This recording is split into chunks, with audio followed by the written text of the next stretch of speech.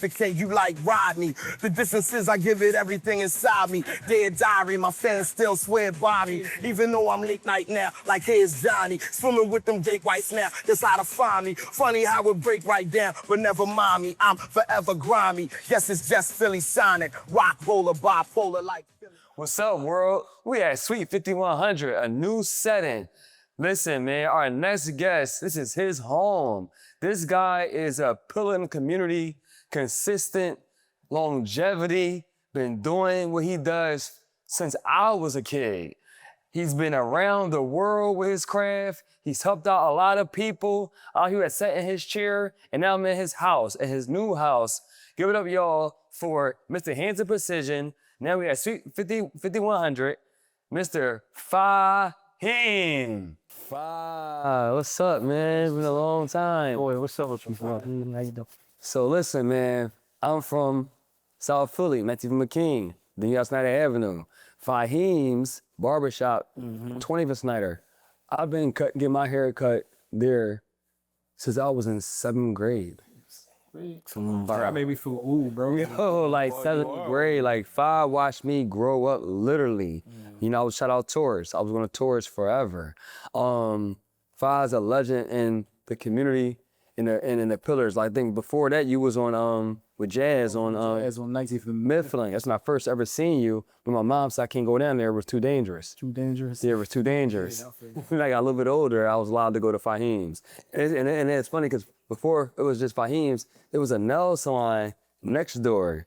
Then this man bought the nail salon, and that's when it was up from there, man. Like, I watched you grow so much, but you stayed down as you grew. I'm talking about even when you were in them planes with them celebrities, you still always came back to community. So I want to say thank you for just not forgetting who you are and why you do it. I mean, the community to me was the word.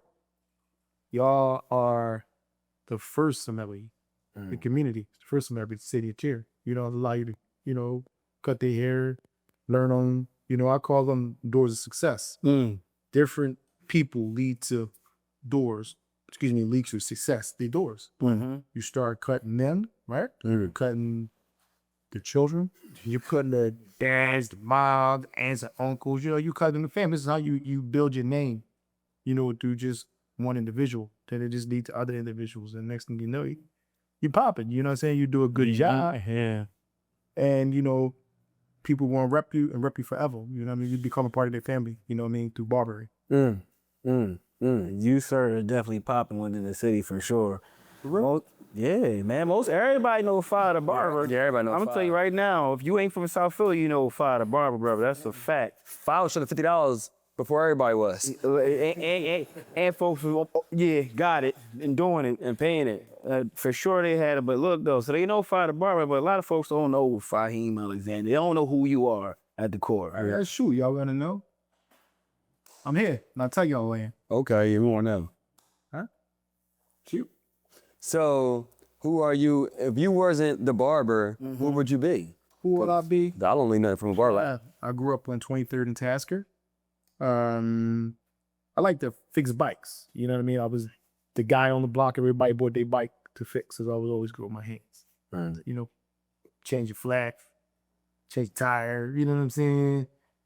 Fix your gears on your bike and all of that. You know what I'm saying? The chain pop, fix the chain. You know what I'm saying? I was always good with my hands. I've been draw. You know, yeah, man. Art was my first love, bro. You know what I'm saying? Drawing in school and all of that, went on the art contests and all of that. So, you know, actually that led to cutting hair. Oh, okay. So art, the first hand, then you brought that. How that connection happen? How did that connection happen? You know what I mean? As a kid, like I said, I drew. You know what I mean? You know, bar sets and whoever was out, Transformers, whoever was out at the time, you know what I mean? I would try to mimic that. Cutting hair, so drawing into traces, you know, pencil to pencil. The clipper became the pencil, you know what I mean? Just drawing and creating and learning how to put it all together. You know, it wasn't easy, you know what I'm saying? But I watch, like, basketball players, football players, they watch tape, they watch films. And, you know, I would watch all the barbers from around the city, you know what I'm saying? Did somebody just put the clippers in your hand though? Did you say I want to try this? No, I picked them up. You know, now my mentor is Jazz for Wise in South Philadelphia. You know, he was a legendary barber in the 80s. You know what I mean? Jazz cut everybody here. You know what I mean? So My mom, Oh, jazz you up. Yeah, jazz you up. Yeah. and my mom was, best friends. Yeah. Good friends. So, me as a child, she would always tell me, hey, go around that barbershop, you know what I mean? See if you can, make a couple of dollars sweeping the floor, things that I teach you at home, you know what I mean? Hospitality, go apply that in the barbershop, put a store for people, you know what I mean? Oh, wow. Keep the barbershop clean, make sure jazz station is clean and clippers is clean. So, so who put the clippers in my hand? I put the clippers in my hand. Turn the power on. Damn, this feel good. You know what I mean? Like a rush as a child. Like, what can I do with this? You know what I mean? Yeah. Fuck my own stuff up first. So I did that, and Jazz would fix my haircut. You know what I mean? Yeah. You know what I mean? Try to mimic him. Yeah. I mean, he is my hero. So I try to mimic everything that this man did. You know what I'm saying? Yeah. Like, I didn't play basketball. I didn't play football. Organized. I mean, I played it because we had to. Right. I was organized or not. So my sport was cutting hair. Cutting hair, art, and all that. Yeah. Shout out to Jazz. Look what you had a hand in creating for sure. Oh yeah, definitely. So when did you figure out I could turn this into $1? So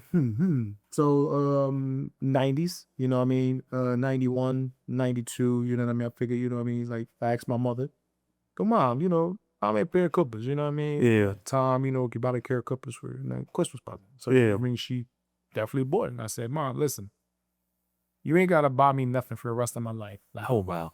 on that day. Nothing. Zero. How old were you when you said that? I was like 12, 13 years old. But give me them clippers and I'm gonna take care of us, for her. And I meant it, you know what I mean? Shout out to my mother, rest in peace, rest in power, you know what I mean? I said, I got you. Absolutely. I'm gonna take care of us, you know what I mean, the family, Yeah. and I'm gonna take care of the community. And I did just that. That's what he was saying, 10 toes down. Like he said, I'll be up in the air with celebrities. Like, they're not really in that. Right. Down here was everything. I got blessed. I was very thankful, Yeah. to, get in those rooms, those spaces with celebrities and stuff like that, audition, cutting hair. I mean, I'm still there, I'm an active member for You said auditioning, cutting hair. audition. I'm just saying getting an opportunity to cut their hair. Okay, See, yeah, I call that like an audition. Got you. Because if you do a good job, you are Yeah. well, I mean, I had some pretty good opportunities, you know what I mean, to cut their hair. But I love the barbershop, man. Yeah. I love the barbershop. I love being in the barbershop. I love the people. You know what I mean? Because it's authentic Right. and it's real. So, That's how you get to celebrities. that's how you get. But you alluding to it for sure. They want to know who the celebrities that you cut. Who the celebrities I cut? Yeah. I cut Ross. I cut Tracy Morgan. My claim to fame is the Roots. That's my All of them. all of them. That's my bread and butter. They're my folks. You know what I mean? Black Thought preferred them. That's my. That was my first celebrity client. God bless him. You know what I mean? He took me on Tasker Street. Yeah. I ain't never been to New York City. He said, yo, come up top. Come up top. What the hell is that? Right. New York. Right. In my head. So I'm like, all right, cool. You know what I mean? Put me on the train and all of that stuff. I ain't never catch no Amtrak and go nowhere. Right. So it was on the popper from there. You know what I mean? I serviced him for about 20 years. Shit. Hey. Up into the So he was on Jimmy Fallon. When he was on Jay Leno show, you was going up there? No. It's a Tonight Show, Jimmy Fallon show. When My bad. I got that job in 2009. Right. I went from 2009 to 2019. At Jimmy Fallon show. Jimmy Fallon show, New York City, Rockefeller Plaza. But you was staying up that joint or only just travel? I would go on Monday, Right. service them, then go back on Thursday, service them. So I did this for 10 years. Oh my God. You know what I mean? Oh, yeah. It's a grind, you know what I mean? I met so many different people. Right. I had to pick it up there. Right. Serves whoever I want to service. But one person, bro, that walk is me. What's his name? Denzel Washington. Yeah. You cut that out? No, I didn't cut it. But that walk, Yeah. that smooth ass walk. Even you can recognize that joint from a mile away. Yo, he got off the elevator. Fucking air started moving. Yeah. That's how smooth that motherfucker was. Yo. Everybody just looking at Denzel. Damn, that's Denzel. Shit. And they smooth too. I had the brothers with him and all that. The big security and all of that, man. That walk is real. They ain't. My man had aura, like he walking, you know he there without knowing he there. Yeah, so I didn't service him. So I did Tracy Morgan. I did, Rick Ross. When you go in his shop, it's all around there. Timbaland, I beat Timbaland before, Rakim, Talib, Kweli, I did a lot of people, man. Yeah. of people, man. I got pictures for days. You know, I bet the hospitality your mom taught you well. That's the number one guy, man. Yeah. Shout out Black Thought. He helped me, you know what I mean, cultivate, you know, who I am, you know, far as you want to call celebrity barber. Yeah. You know what I mean? He definitely.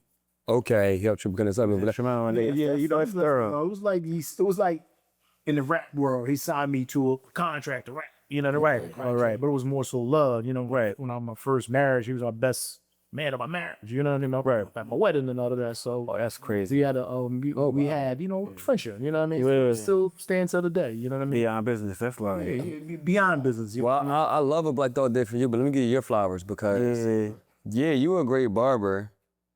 However, I like how you know talent. What I mean by that? So I was around. He had the all-star cast. He had Darren. He had K, rest in peace. He had, who name you had the best? For Nate. I mean, like I said, before all of that, I studied barbering. I studied it. Like, you know what I mean? So it was like time, like, how come I can't have NWA? How come I can't have a Wu-Tang? You know what I'm saying? How come I can't have a Rockefeller? You know what I'm saying? So, you know, as what the artists did, I did the same thing with barbering. Like, we can rock, we can vibe together, we can build a team. You know what I'm saying? Yeah, that was okay. Wow. I love hip hop. So, you know, I just sang with hip hop, get it with barbering. You know what I mean? I was the lead guy. I was the Eazy-E. I was the Jay-Z. You know what I'm saying? Like, that was me. I was the Method Man. You know what I'm saying? Yeah, just don't go out like Easy. He's selling food in that joint. Hustlers coming there selling DVDs. Like it's a community shop. It's a hub. Faheem is literally the hub in the zone. I want you to tell us about how it goes into. You're a good barber, but choosing talent and running a shop with other barbers. I mean, first and foremost, it's just character. You know what I mean? Like just meshing people together. Now, me personally, I used to. People had cars and nothing, so I used to drive. They live uptown. My neighbor German. I used to drive to go get cats. To bring them to South Philly and cut here. Wow. And take them home after work. I don't know no barbers doing that. I ain't doing I did that. That's not a thing. You know what I'm saying? I did that. Yeah. So, you know, I was building family. I was building the team. Commodity, you know what I'm saying? Like, yo, I could be the father figure because I always was. My mom put me like that, like the man of the house. You know what I'm saying? So, you know, I would do that. So what was the difference? Just bringing cats together. You know, I was like, before the Avengers, I was making the bar. Right. I mean, and it worked. Yeah. To the day, I still do it. You know what I'm saying? Like, I'm a barber instructor at Murrell Dobbins High School. I'm a barber program in high school. So, you know, talent. The new generation of children.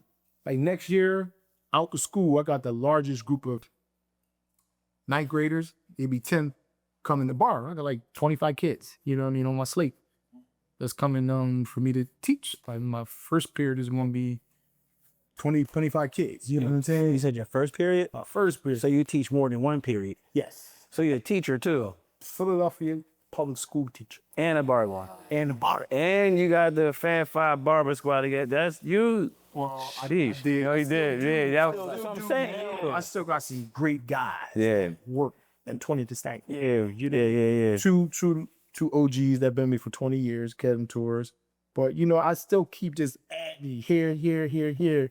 Like different people that just want to. But listen, though, Fi, the barbers, have you said that, the Fat Five, the barbers that he had in when it was All-Star time, they got their own shops. Yeah, like, you know what I mean? Like, you feed. I mean, I was a piece of jazz's rock. Yeah. That's chipped off. Boom. So, you know, I start gathering my own dust and bolts and rocks and all of that. So it became chips off of my rock. I'm happy for them all. Yes. I was about to ask you that. Yeah, you're not hating. No, I never hated on no barbers or nothing like that. I mean, if you gotta go, you gotta go. Yeah. You got family, you got kids and stuff like that. Listen, bro, like, go ahead and go. But one thing I don't like, just let me know your mood. Let me know your mood. Because don't ever forget, like, I was a boy pull up to your crib, 7:30, 8 o'clock in the morning when you ain't have a car. And wait for you to take a shower, whatever you gotta do. Come on, man, go South Philly and cousin here. And I'll bring you back home.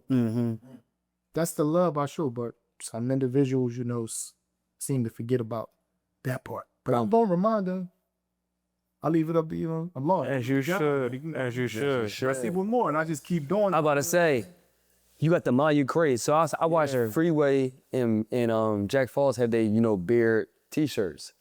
I'm telling y'all the truth, y'all.